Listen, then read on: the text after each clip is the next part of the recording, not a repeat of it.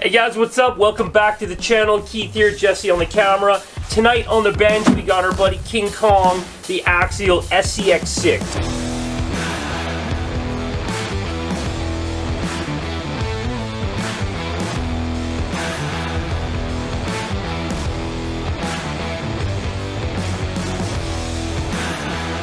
Hey guys, welcome back to the channel. Keith here, Jesse on the camera. Tonight on the bench, we've got our Axial SCX6, which we have dubbed King Kong. We got the big angry screaming monkey on the side that looks fantastic. Jesse and I, as you know, we have the King Kong and the Godzilla, both of these trucks. I've obviously got a little bit more runtime on mine. She's getting pretty beat up, pretty scratched up. I do have two bodies on order. But anyway, tonight it is on the bench for some much needed repairs.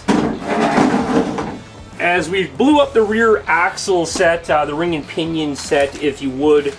We're kind of going off trail, got into some bushes, kind of hacked the throttle a few times and heard some clicking in the rear end. As soon as I hear clicking in the rear end, I'm going to go full out and send it. I'm going to make sure I can find what was clicking and braking. Batteries in there?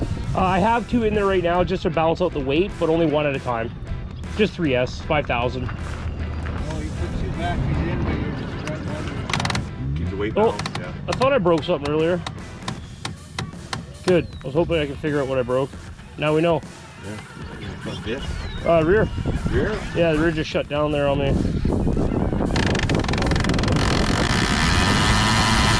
Make it easy to find. Those machine gears? Probably not. It's just factory, yeah. I think I stripped them out. In the bushes over there, I got wrapped up around them and I kept four backward fabricated out of their bush. And then all of a sudden, cut. I was like, oh well.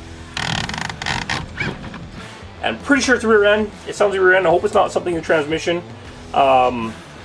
It's hard to tell when the drive shaft pops.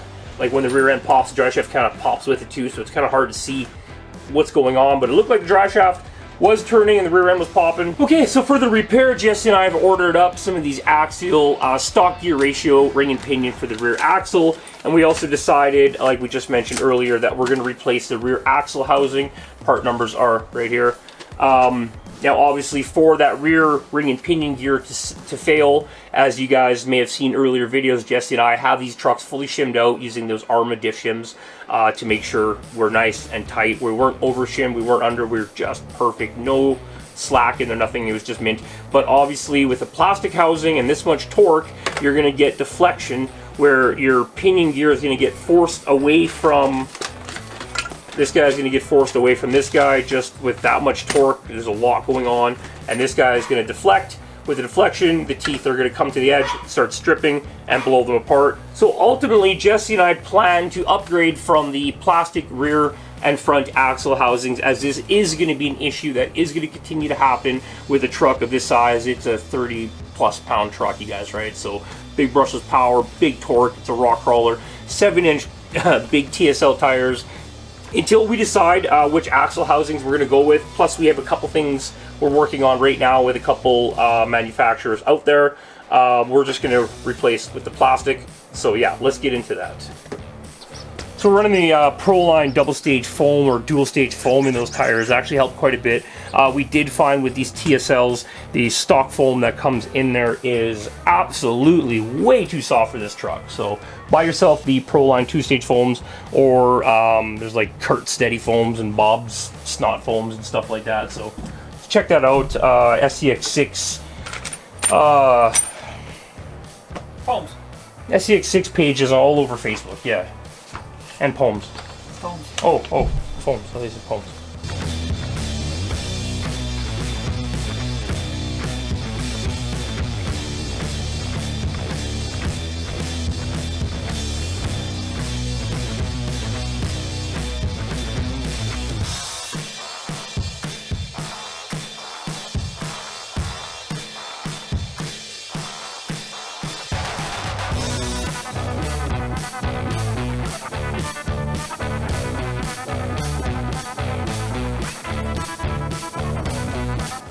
Okay, so now we got the axle out of the truck. I like to just go through and look around the snout, where obviously this guy deflected and she let go on the inside, so I can see any cracking or any deflection, and there apparently is none. So hopefully it's not just weak metal gears.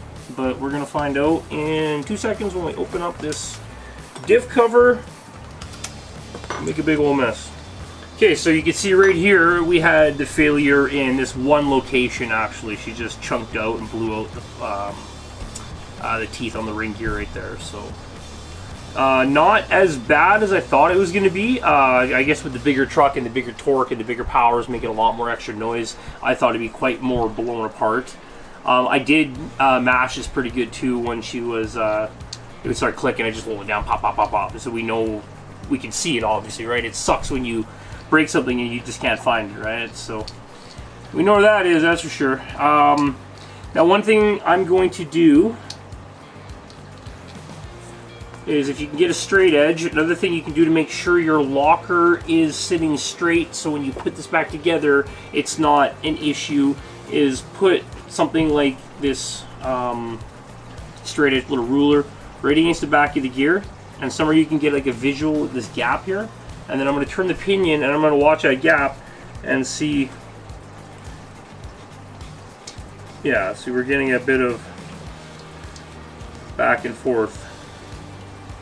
So right, yeah, you might not be able to see that, but I can feel it with my thumb. Whenever we're getting down to the spot that is chunked out, this gear's actually turning this, like the top of it's going that way, and as it comes back around the other way, it's pushing the ruler back and forth about 1/2 millimeter, not much, maybe less, but you can definitely feel it in and out, in and out. So what it's doing is when it's in the bottom, the gear's actually moving away from the ring and pinion and causing that to strip. So we're going to put this together. We're going to take extra due diligence to make sure we do have a nice flush fit between the locker and the ring and pinion. Okay, I'm going to strip this down. We'll see you guys back here in just a couple seconds. There's no point watching us take this apart. You guys have seen us do it for the unboxing, not the unboxing, the diff shim. Right after we did the unboxing, pull off the hexes, 2 screws there, pull out the shaft with the bearing, same thing on this side, and lift out the locker, push out the shaft, done. So we're going to get that completely stripped down, get that into the new housing, and before we drop that locker in here, we're going to show you how we make sure that guy is nice and true, and then we're going to re-shim this up, make it all tight, and get her back on the trail, breaking hearts, something, diffs or something.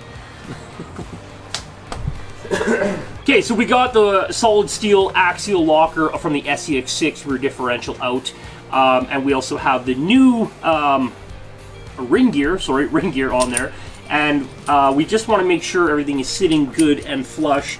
What I like to normally do is put a little bit of lapping compound on here and give them a spin on the drill, but unfortunately this guy's a little bit too big with the shape of it to fit into my crappy drill that I have here on hand, and I'm out of lapping compound, so we're just going to do this dirty. And I'm going to use one of the axle shafts in the drill to spin the pumpkin with no screws in it, so or the locker, whatever, not pumpkin, but locker, so I can hold the outside gear. I'm going to put a little bit of force on it and just spin that nice and clean and flush. Once again, if you have a valve lapping compound, you're going to want to go with that, and that just makes your mating surface as flat as possible. And if it's really bad, you'll feel this gear going like this right away. So you can. There's going to be some side to side because I didn't get it perfectly straight in here, and this axle, to tell you the truth, probably isn't straight out of the box. So, but a little bit of downforce, put it in reverse.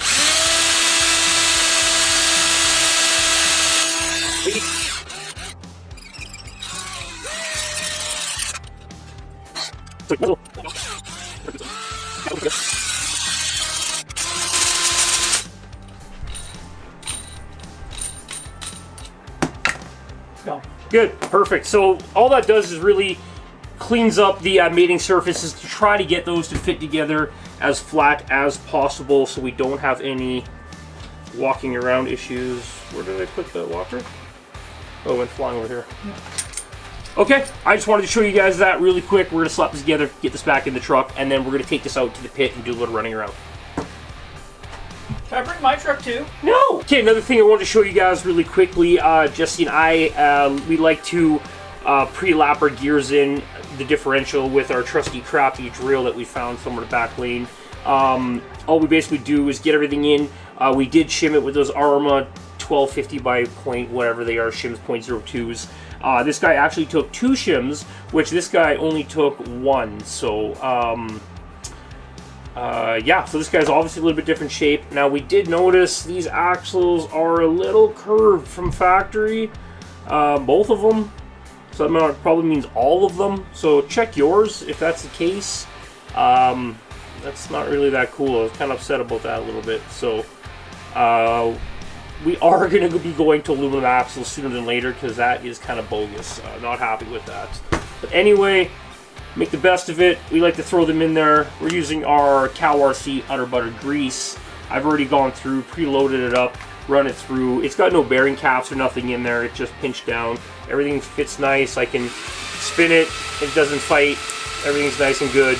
There's no tight spots. You can see now that gear is traveling. The gear is traveling nice and straight there. We're not getting no defects like we were last time. So that problem should be resolved. But anyway, we like to run this forward, backward, high gear. The longer you run it and keep, adding grease and make sure she's all good and happy, the better it's going to be. It's just going to be smoother and easier on your drivetrain, easier on your ESC, easier on your motor, easier on your batteries, and it's going to lead to more runtime out in the field. So once again, just get them all together, break them in on the bench, like anything we've seen us do, transmissions, everything, we like to do it that way, guys. Anyway, I'm done talking. We'll see you in the trail. So I can't bring my truck? No!